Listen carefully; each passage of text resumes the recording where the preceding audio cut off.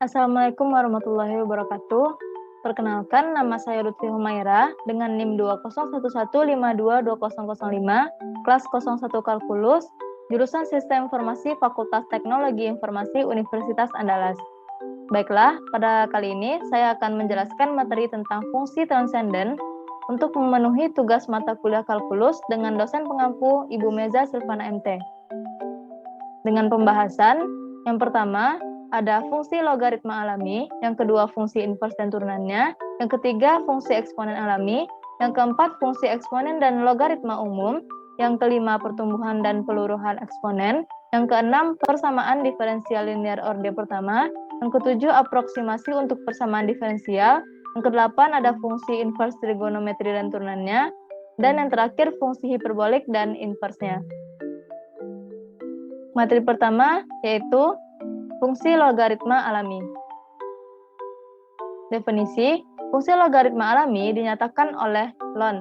Didefinisikan sebagai fx sama dengan ln x sama dengan integral 1 sampai dengan x, 1 per TDT dengan x besar dari 0.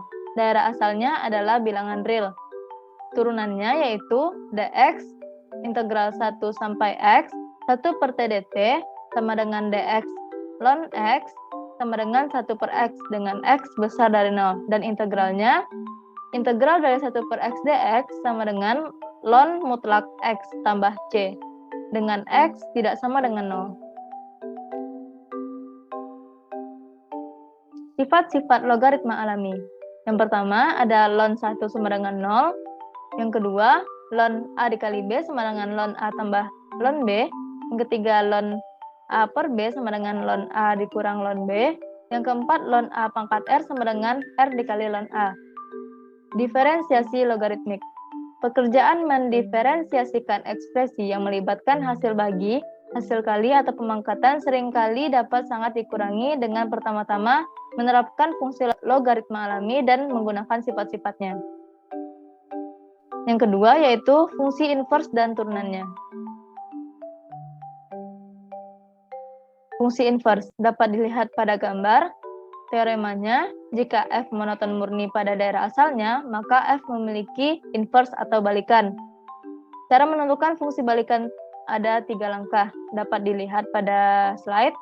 Selanjutnya yaitu turunan fungsi invers. Teoremanya, misalkan f terdiferensiasikan dan monoton pada interval 1. Jika fx pangkat min 1 tidak sama dengan 0 di suatu x tertentu dalam interval 1, maka f pangkat min 1 dapat didiferensiasikan di titik yang berpadanan, yaitu di titik y, dalam daerah hasil f dan f pangkat min 1 sama dengan 1 per f aksen. Yang ketiga yaitu fungsi eksponen alami.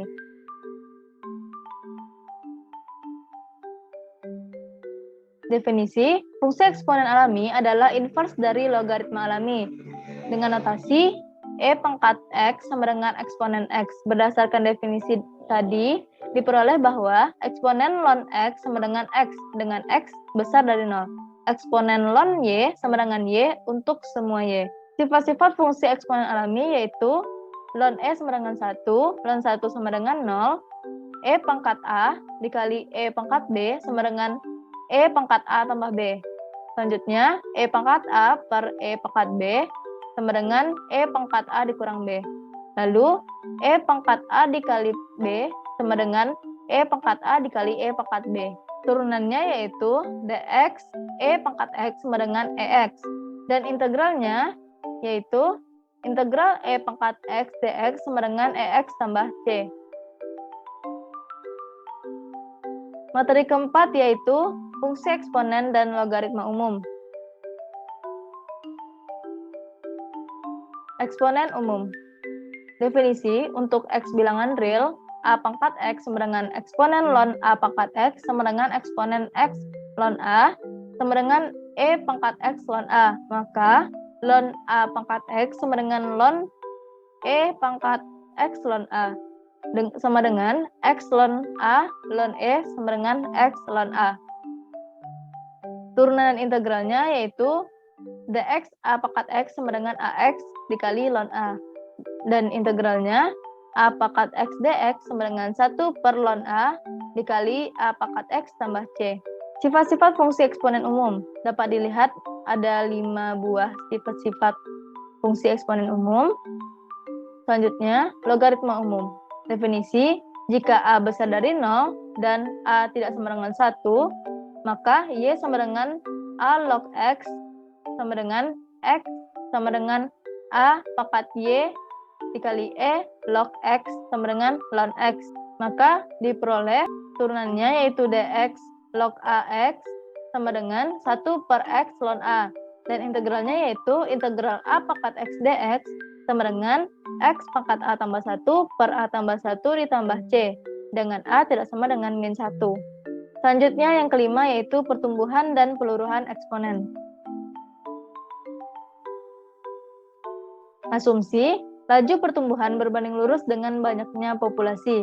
Persamaan diferensial dy per dt sama dengan ky dan mengubahnya ke bentuk eksponen yang memenuhi y sama dengan y0 dikali e pangkat kt.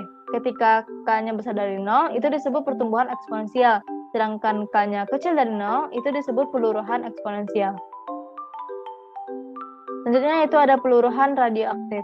Zat-zat radioaktif mengalami peluruhan, persamaan diferensialnya tetap, hanya saja untuk K-nya bernilai negatif atau kecil dari 0. Selanjutnya ada hukum Newton tentang perbandingan mengatakan bahwa dy per dt sama dengan K dikali T dikurang T1. Selanjutnya yaitu bunga majemuk dapat dicari dengan AT sama dengan A0 dikali 1 tambah R per N pangkat NT. Yang keenam yaitu persamaan diferensial linear orde pertama.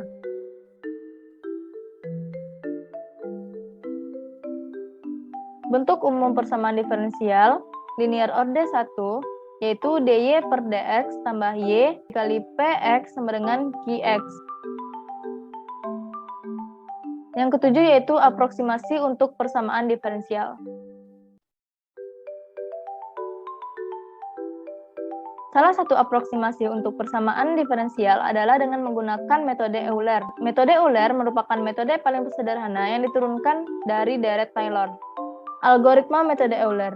Untuk mengaproksimasi penyelesaian persamaan diferensial y aksen x sama dengan fx, y dengan syarat awal y x0 sama dengan y0. Pilih ukuran langkah h dan ulangi langkah-langkah berikut untuk n sama dengan 1 dan 2. Selanjutnya yaitu yang ke-8, fungsi inverse trigonometri dan turunannya.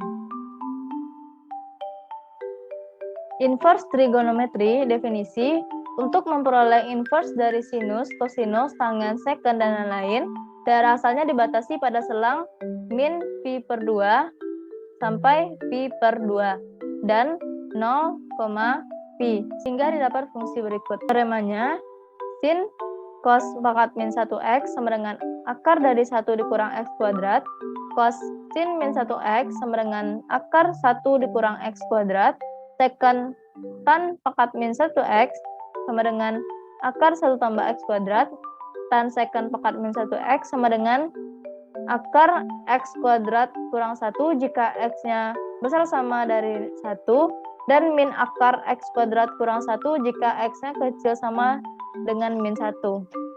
Untuk turunan fungsi trigonometri dapat dilihat, dan turunan fungsi trigonometri teoremanya dapat juga dilihat pada slide. Yang ke-9 yaitu fungsi hiperbolik dan inversnya. Fungsi hiperbolik didefinisikan oleh sin x sama dengan e pangkat x dikurang e pangkat min x per 2, untuk tan x sama dengan sin x per cos x, untuk secant x sama dengan 1 per cos x sama dengan e pangkat x tambah e pangkat min x per 2, untuk kotangen x sama dengan cos x per sin x, untuk cosecant x sama dengan 1 per sin x. Identitas dari fungsi hiperbolik sendiri yaitu ada cos kuadrat x dikurang sin kuadrat x sama dengan 1. Inverse fungsi hiperbolik juga dapat dinyatakan dalam ln yang bisa dilihat pada slide. Baiklah, sekian presentasi dari saya. Mohon maaf apabila ada kesalahan. Terima kasih atas perhatiannya. Semoga bermanfaat. Wassalamualaikum warahmatullahi wabarakatuh. icon, man. Ain't my girl about a 10. I should fuck her in a Benz.